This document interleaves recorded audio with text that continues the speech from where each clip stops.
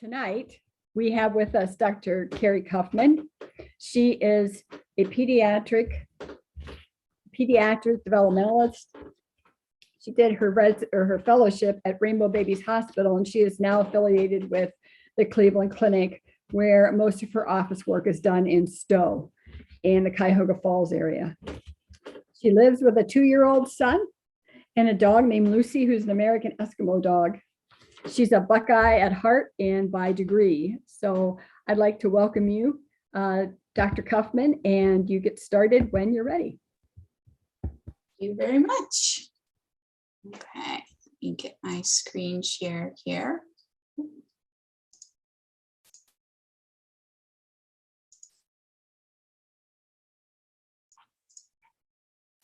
Okay, that should be correct. So, okay, wonderful. So welcome everybody, and thanks for joining me tonight. I'm excited to talk to you about this topic, and hopefully you will find some good tips as I'm talking. And so I do want to give a little bit of a disclaimer as I just get started that, I tried to make this talk applicable for children kind of all along the autism spectrum. But with that being said, I know that not all of my suggestions will apply to all children.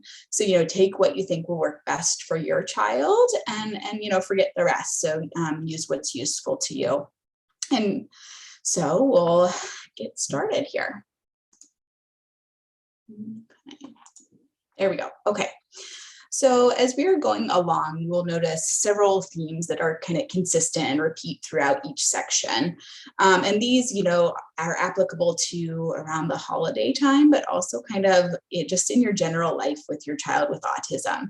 So the first is to plan carefully. So planning what and how to do things with your child can go a long way towards making those activities successful. Planning includes everything from, not overcommitting, saying no to things that just won't work for your child, thinking through kind of the best approach to the activities that you do. And then, even activities that your child really enjoys may take a little bit of extra planning on your part to make them go more successfully. The second is to kind of prepare thoughtfully, and throughout the presentation, I will be giving examples of tools you can use to prepare your child, include visual schedules, social stories. You can even use, video-based models of events, looking at pictures of events. Preparing in advance hopefully lessens your child's anxiety as well as your own for anything that you're doing. And in addition to preparing your child, particularly around the holidays, you might want to think about preparing other members of your family or other people who are going to be around your child so that they, understand how to act around your child, how to engage with your child. And educating your family members about your child and even about autism in general can really go a long way towards making events run more smoothly, preventing hurt feelings. Third overarching theme will be to expect and plan for some meltdowns. Sometimes things don't go well, and that is fine, but you'll be much more satisfied with how things went if you are thinking about your exit strategy in advance, and even considering using that exit strategy before your child is in a full-blown meltdown.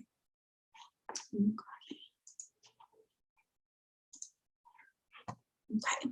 So before we get into kind of the holidays themselves, it's important to start things off right and help your child be ready for the change in routine that comes with the holiday break, right? So in order to prepare your child, discuss with them what it means to have that time off of school. You can talk about that it's going to be like a weekend, only a little bit longer. You can talk about the things you're going to do. You can talk about what your routine will be like over the break. It may also just be helpful to connect with your child's team at school or their ABA therapist to discuss kind of suggestions for the routine over break, and maybe what things you should be working on to make sure that they don't go backwards over break, right, behaviorally or from a academic or social skills perspective. it may be helpful to prepare your child several weeks in advance of the break if they're a kid who likes kind of a longer period of time to adjust to something. And if your child is somebody who likes to have countdowns or reminders, you can even, mark off the days on a calendar so that they have a really nice visual representation of when the break will be coming.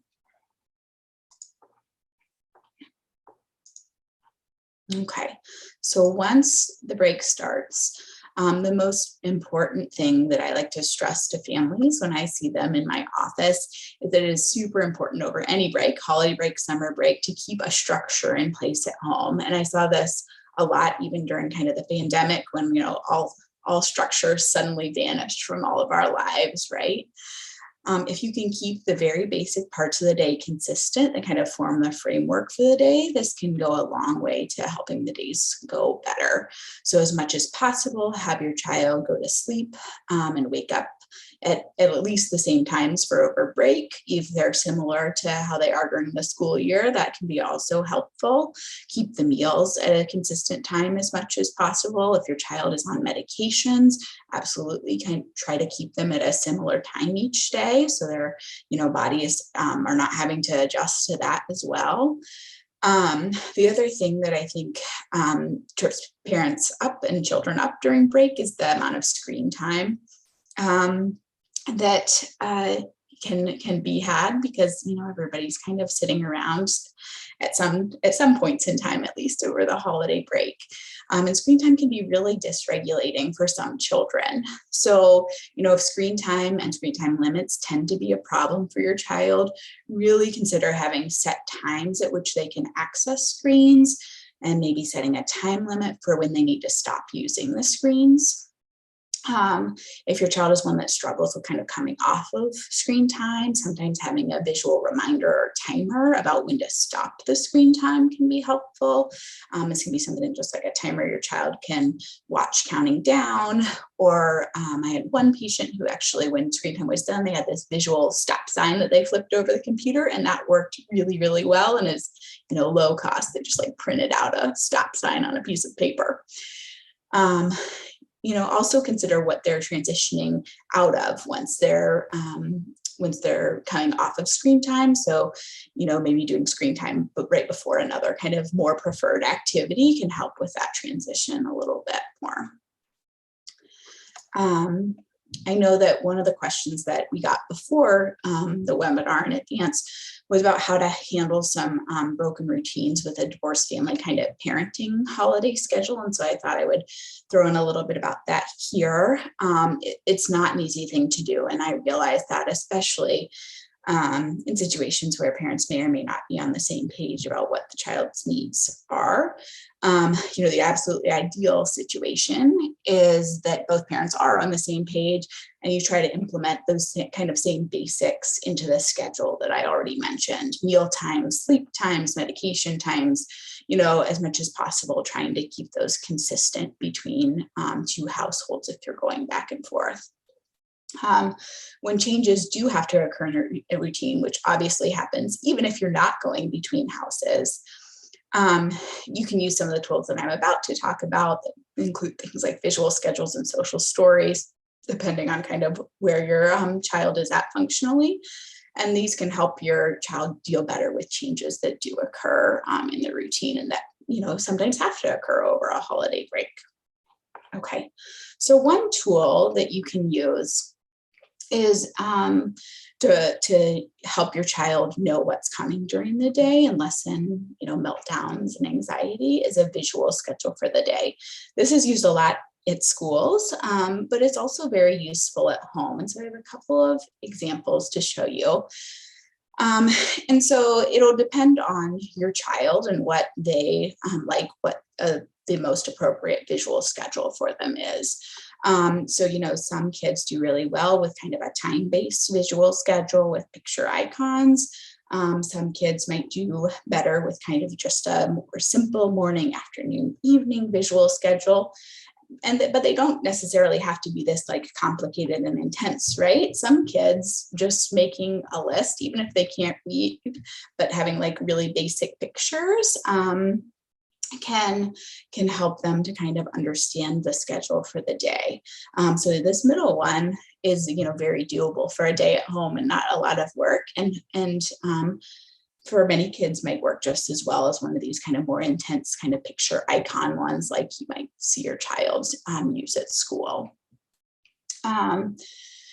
For children for whom a complicated visual schedule showing the whole day is too much, you might want to consider breaking the day just into segments. So something more like this one, just the morning schedule, or just a part of the routine that you're a part of the day that you think your child's going to struggle with. Sorry, let me go back here.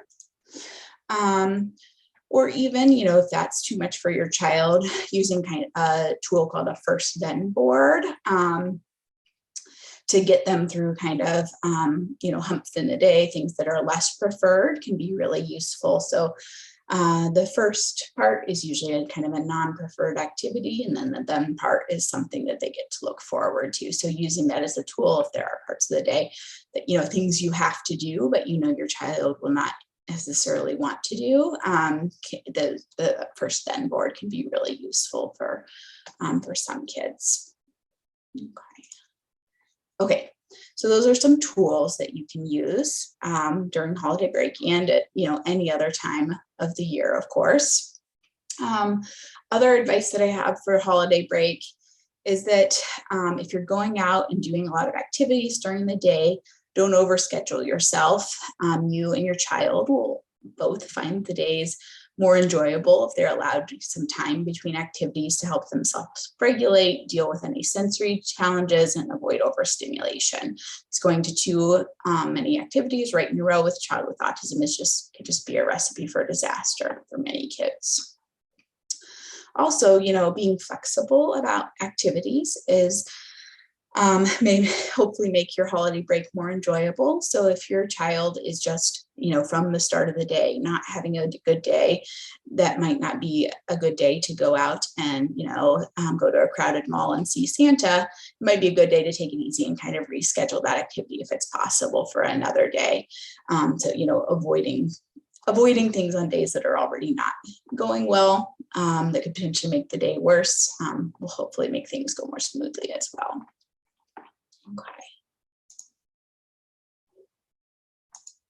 Okay, so we're going to move now into talking a little bit about holiday events and obligations. So a lot of the same things that I talked about are still applicable to kind of holiday events. So same as with activities, don't, during the day, don't overschedule yourself and really carefully attend. Plan carefully for which obligations to go to, because there are some things that may just not be possible for your child to attend. So if your child really hates bright lights and noise, taking them to the crowded zoo lights events are not a good idea, right? If they can't deal with crowds, then shopping on Christmas Eve is unlikely to go super well. If they can't sit and eat in a restaurant because it's just too stimulating for them, then going out to eat with 20 other loud family members, which is likely to be a long event and kind of not very exciting for any child, is just maybe not an option for you. So don't be afraid to say no, even if family members' suggestions events, if you just don't think it'll work for your child, and propose something else that will work a little better for your child. And then, as I said before, don't be afraid to kind of pass on an event at the last minute if things are already going poorly, because you don't want things to go even more poorly at the event with other people around. Okay, so again, another visual idea for helping your child keep track of holiday events and obligations is to use a calendar that the whole family can see that kind of lays out dates of events or parties. Marking off the dates on the calendar as they pass, so your child has a visual of how soon certain events are going to occur, can be helpful for some children. That being said, preparation is crucial for many kids with autism, but each individual may have different needs as far as how far in advance the preparation is helpful. For some kids, knowing about an event or something or an activity too far in advance can lead to a lot of anxiety and obsessing. So if your son or daughter has a tendency to become anxious when they're anticipating an event that's going to occur in the future, you might want to adjust how many days in advance you prepare him or her. If it's more likely to do more harm than good, think about that too. So another tool that I hope many of you are already familiar with is a tool called social stories. And this is another way of preparing a child for an event. If you aren't familiar with the concept of a social story, it's basically a technique used to explain a social situation to an autistic child and help them to learn what the socially appropriate behavior and response is in that situation. Social stories were really developed specifically for kids with autism and as a way for children to learn how they should behave in a social setting. And so they do this by really explicitly pointing out some details about the setting, what typically happens there, and what actions or behavior are expected from the child in the setting. I do want to note that social stories are not for every child with autism. They're typically for kids with better comprehension skills, and they're probably not suitable for kids who are nonverbal.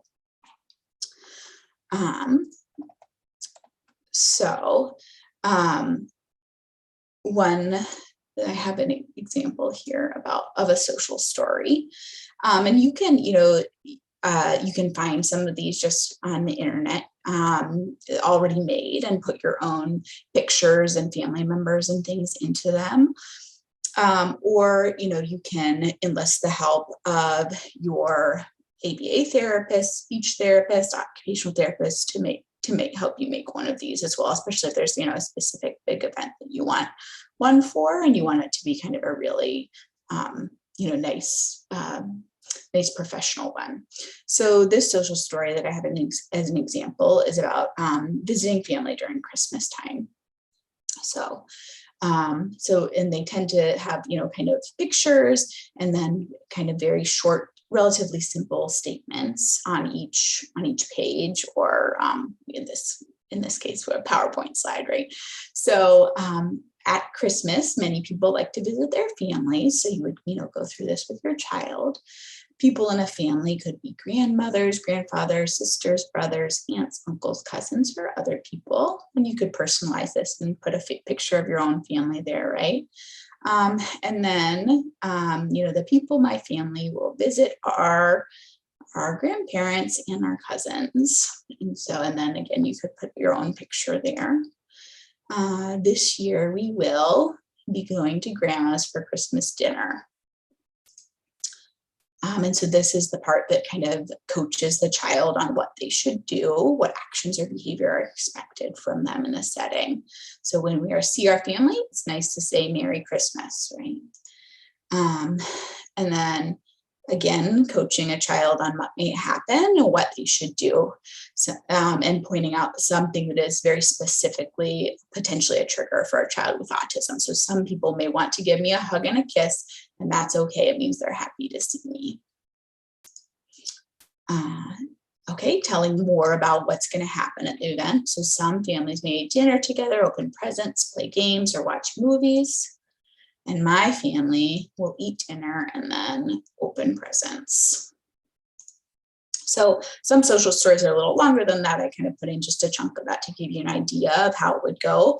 But, you can, make it as detailed and robust as you would like. And like I said, consider putting in pictures of whatever event or place you're going in, so your child really gets an understanding of what's going to happen and where they're going before the event.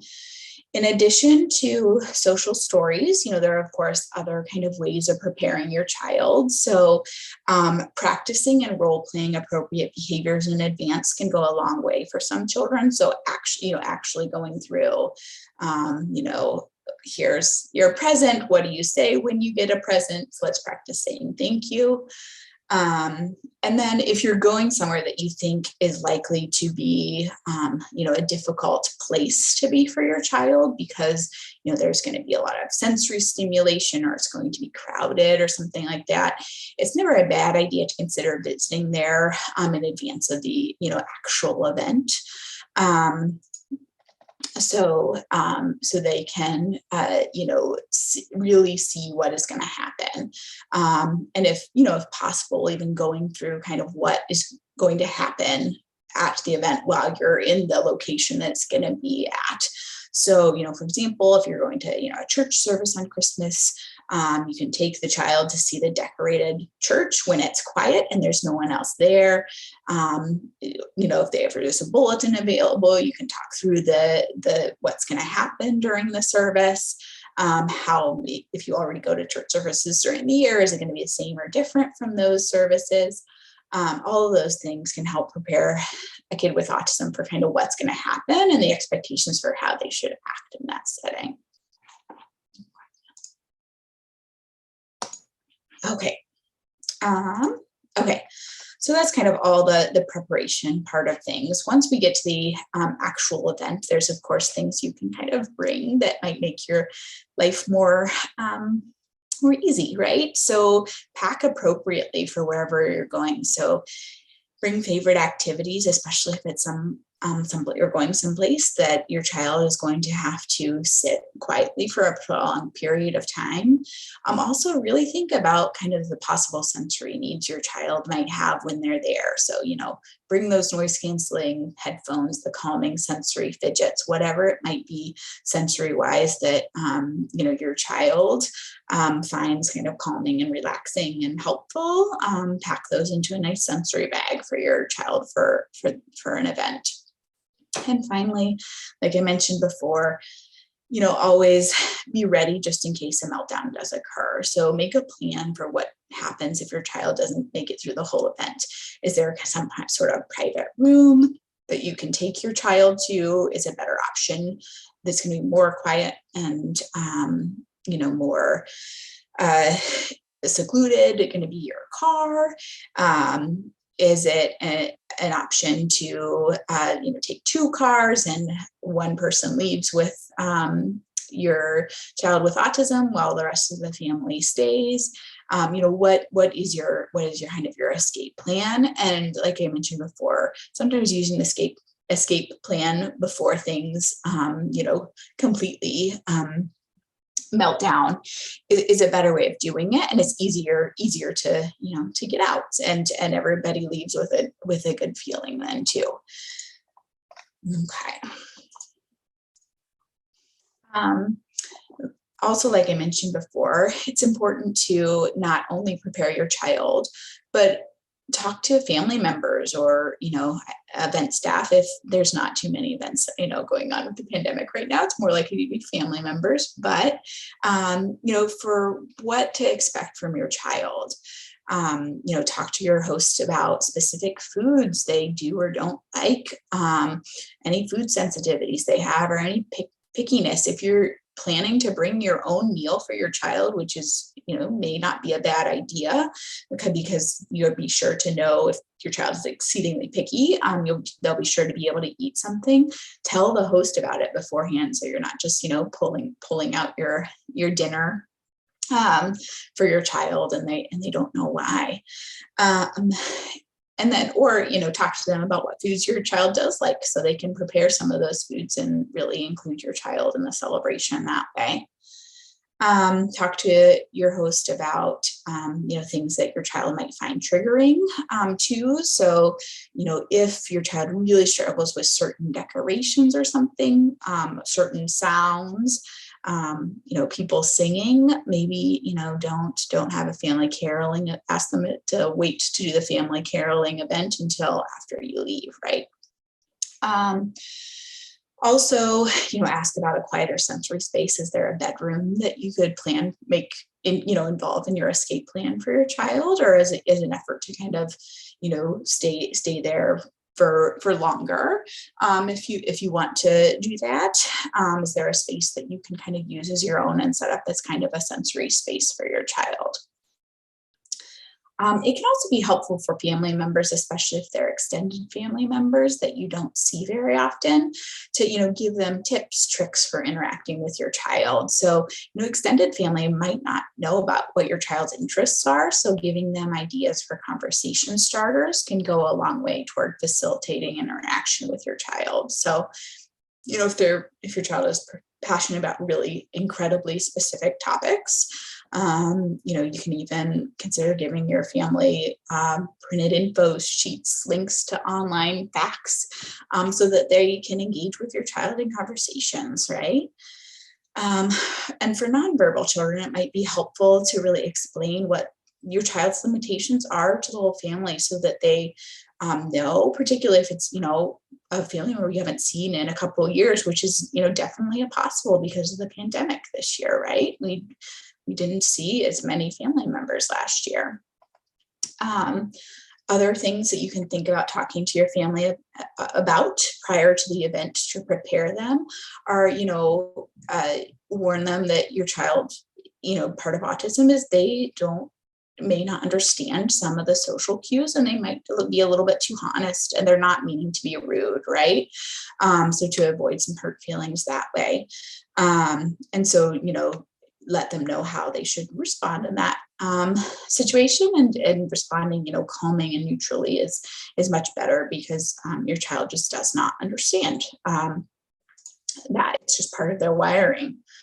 Other things you might consider, depending on kind of your child's, habits and variety of autism, is that, some children with autism converse in kind of scripts or repeat phrases. So letting people know that, so they're prepared for how your child talks. And if there's a certain response your child likes, or if no response is needed, let your family members know that too.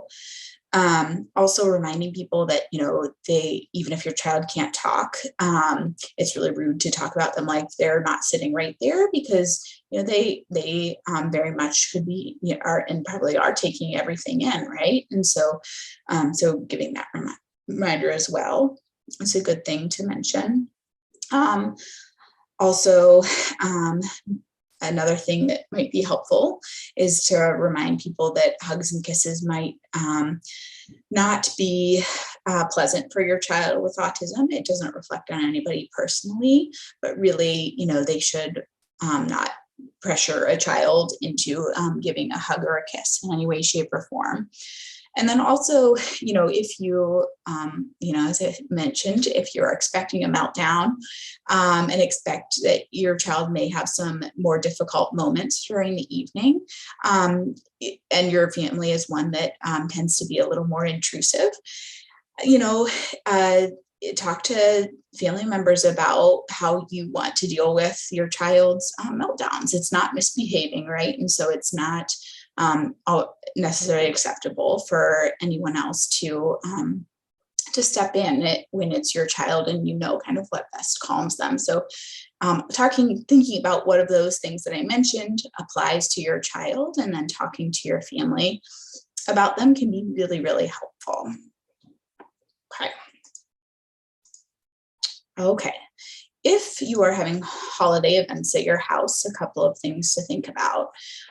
Be sure that your child keeps their escape or sensory room. They should, there should absolutely not be a situation where they don't have someplace to go that is, quiet and calming for them.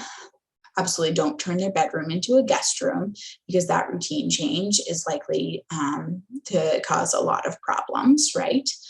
You can also consider doing things like staggering guests rather than having them all at once. If your child just does not do well with large crowds of people, maybe having everybody in your house at once is not a good idea, and you can kind of split up the family members so that everybody isn't there at once. And then also, consider how you can make things easiest for yourself at your house. If it's just really difficult for you to, cook a large meal, that sort of thing, make your event a potluck, right? So you make it as simple for yourself as possible. Okay, let's talk about decorations a little bit. So switching gears from events. So Again, considering all of kind of your child's needs in your decorations is very important. So decorations that are not easily breakable, right? If your child likes to touch things and is likely to be getting into things. Consider your child's sensory issues. So as I mentioned before, some kids with autism can be very sensitive to bright lights, certain certain noises, even consider smells, because that can be a big one at Christmas time that we don't necessarily think about. And some kids with autism can be very sensitive to that. Also consider, as far as sensory issues goes, maybe some sensory things that they might like to feel, right? So things that are not breakable and that they can touch and engage with a little bit and that they might enjoy feeling. Make sure you make rules about what they can and can't touch and stick to those rules. It's important to, be consistent always and to really, make sure and the whole family knows what the rules are around what they can and can't touch. For some kids too, who really like Christmas decorations, taking them down may be as difficult as putting them up in the first place, right?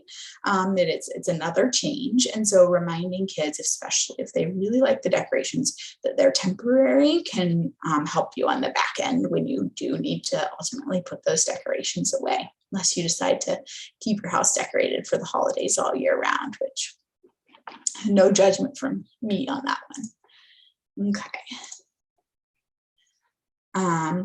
So if your child does struggle a lot with decorations, some other tips about them, you can consider putting them up a few at a time over the course of, days and weeks.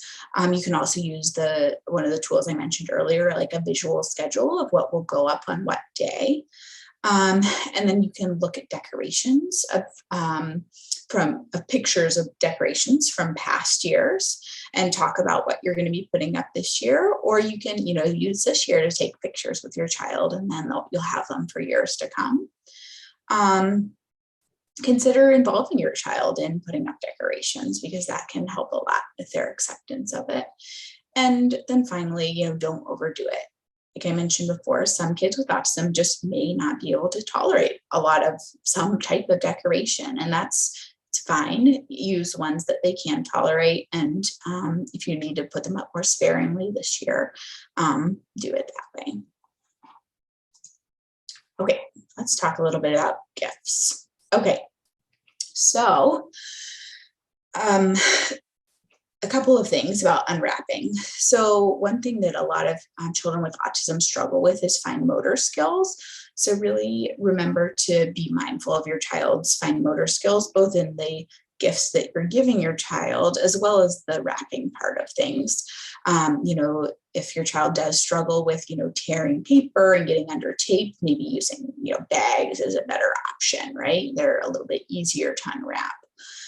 If your child really doesn't like touching certain textures, so, sort of wrapping paper or, tissue paper, whatever it might be, maybe consider wrapping things in fabric. It's potentially less triggering for some kids. If your kid really loves unwrapping, give them a lot of unwrapping to do. Wrap things in multiple layers, wrap every little piece separately, so that they have something that they enjoy and they can keep doing. If your child is a child who's overwhelmed by, would be overwhelmed by unwrapping a lot of presents at once, do a little bit each day and celebrate that way. Also remember that no wrapping is an option, for multiple reasons. If your child's fine motor skills just aren't there and they aren't able to unwrap things. Or some kids get really anxious about a gift being hidden under wrapping paper. So, you consider not wrapping. You can wrap things in like plastic wrap. Or you can, put a picture of the object on a tag so the child knows what's inside, and so it doesn't have that anxiety about not knowing what's in their present. Okay. Also related to gifts, consider how it might be kind of the best to open your gifts as a family, because current turn taking and waiting can be very difficult. So, does your one child need to do all of theirs first, one gift at a time for each person, or does each person kind of unwrap one thing and then do a show and tell? So how will it work best for your child and your family to unwrap the gifts? Gift opening is also a really good, it's a nice social routine that can be taught to kids with autism, right? That we unwrap a gift and then we say thank you. So using your own immediate family gift opening as a opportunity for teaching and practicing good manners, and then letting them use that opportunity or use those skills that they've learned in your maybe more extended family setting when they get gifts can go a long way towards kind of teaching them that nice social routine of thanking people. So like I say on the slide, coach and rehearse beforehand, and maybe the immediate family gifts might be a good time to do that. A nice way to involve kind of nonverbal children in this routine is to maybe make small thank you notes beforehand, and that they can, if they're able, give to a person who gives them a gift, or if they have a talker, helping them learn how to say thank you with their talker after getting a gift. Can involve them nicely in kind of that night gift giving social routine. Okay, another thing, of course, that comes up with kids with autism related to gifts is obsessions about gifts, because we already know that children with autism tend to have obsessions anyway, and even typical children get obsessed with gifts. So it can be even worse for children with autism. So a few suggestions for that is to be specific about how many times they can mention the gift if there's something they're obsessing about. One nice visual, concrete way to help them talk about gift less is to consider, giving them tokens at the beginning of the day that they can exchange for talking about the gift for, 2 to 5 minutes. Or having kind of a planned time that they're allowed to talk about the gift. Okay, so you have 5 minutes right before lunch and 5 minutes before bed that you can talk to me about the gift, right? The other thing to mention here is that if they're obsessing about a gift and it's just, not possible, they're not going to get it, tell them in advance, because having them obsess about it for, the weeks before Christmas and them not getting it is going to potentially lead to, more problems rather than just kind of telling them and being honest at the beginning. Okay, let's talk briefly about travel. So, and this goes for holiday travel, but hopefully will be applicable to, travel for any time, right? And probably not as many of you are planning on traveling this year as maybe in past years.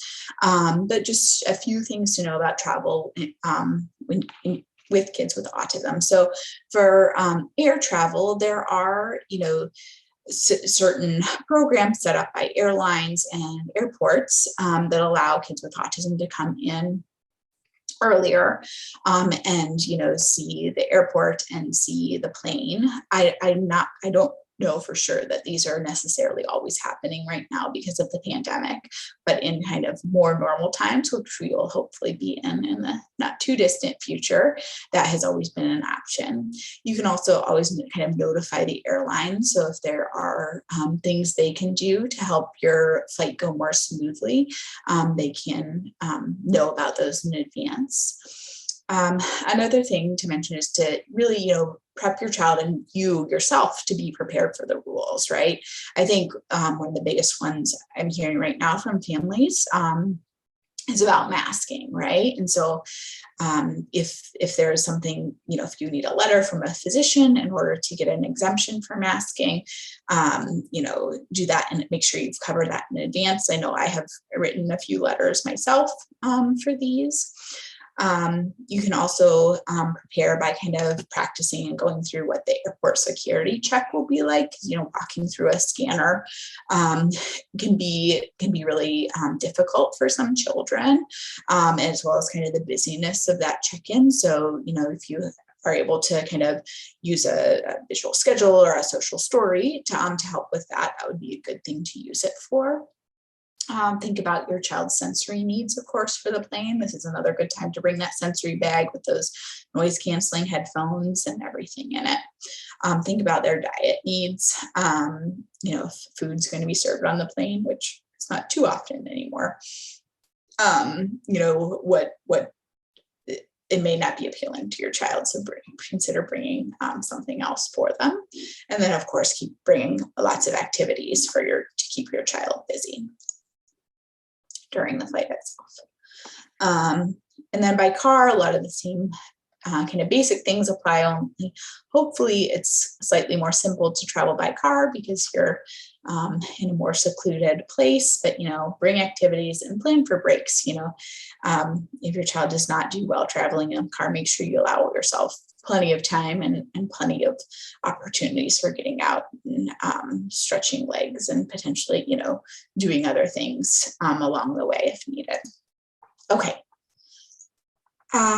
So we're nearing the end here, but I did want to put in a plug to make sure you remember kind of siblings and yourself this holiday season. It's a lot of, families, children with autism, rightfully so, get more attention just because they have more needs, right? But, really making sure that at this time of year, their sibling feels special and important too, is very important. So think about kind of a special time with having maybe a parent-child date, if possible, with siblings, or with each sibling kind of individually with a parent. Let siblings pick some holiday activities. And if it's something your child with autism just can't do, see if you can make other arrangements for your child with autism for that night, or one parent stays home, that sort of thing. Like I mentioned before, you can consider driving separate cars to events so siblings can stay longer if they want to. And then as far as yourself goes, if possible, schedule a little bit of respite time for yourself so that, the holiday season can be hectic as it is. And so getting a little break for yourself that doesn't just involve, wrapping a billion presents and going shopping, can be a really nice treat for yourself too. Okay.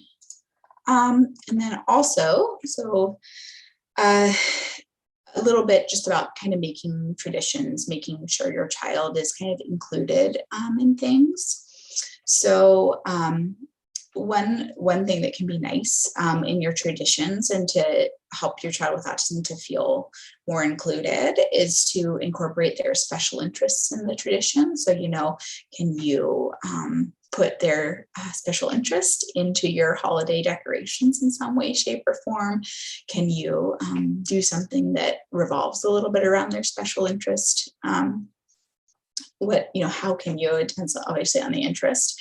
You're in luck if your child's interest is trains at Christmas, right? Because there's lots of Polar Express things, but really being creative about how you can incorporate your child's special interests into your traditions.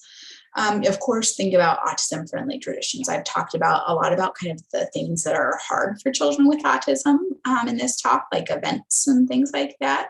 But a lot of holiday traditions don't have to be hard for children with autism, especially if they're, things that you can, do at home in a comfortable space with just your immediate family. Make a holiday playlist, make homemade cards, make a gingerbread house, make Christmas cookies. Maybe going for a Christmas lights drive is less overwhelming than, walking through somewhere with lights, making Christmas ornaments, getting a Christmas tree as a family. There are lots of things that are very autism friendly that you can do and turn into traditions and, memory making moments for your family. Another way to include your child in events is to give your child a very specific social role at those events, especially if they're a child that has a little bit of difficulty kind of engaging and participating. So examples of that would be things like maybe when everybody comes in, they are responsible for saying hello and taking their coat and hanging it up, or passing out gifts, or handing, if they made ornaments for everybody, then giving everybody an ornament as they come into the house. So there are lots of ways that you can kind of think of giving your child a role that will be more comfortable for them because it's kind of repeated and you can practice it beforehand. And then also, think about the sensory-friendly holiday events like S'mores with Santa, right? It's coming up because these do exist. I think there are less of these this year when I've been looking than there have been in past years, just because of the pandemic, but there are certainly still some of these available. Okay. And then finally, I just wanted to kind of put in a plug for over this holiday season, really making sure you're being kind to yourself and setting yourself up for success with some of the tools that I've mentioned, but not everything will go perfectly, and that is okay. And also remind yourself that children with autism mature over time. And so situations that seem, absolutely impossible or difficult this year might be very doable in a year or two. And so just because your child can't do something now doesn't mean it's always going to be that way. So giving yourself a little bit of grace for the current moment can go a very long way. Okay, and then here are a few other sensory-friendly holiday events that I found. So there's a few sensory-friendly Santas around the area, and then there's a showing of the Polar Express at the Canton Palace Theater that is sensory-friendly as well coming up, just so you guys have it. And then some of my references and resources here, and things for you to further look into. And that is all I have. So if there were any questions, let's see if I can. Yeah, if there are any questions, feel free to put them in the chat box and we'll address them as we can. Thank you, Dr. Cuffman. That was really informative. Good. I'm glad to hear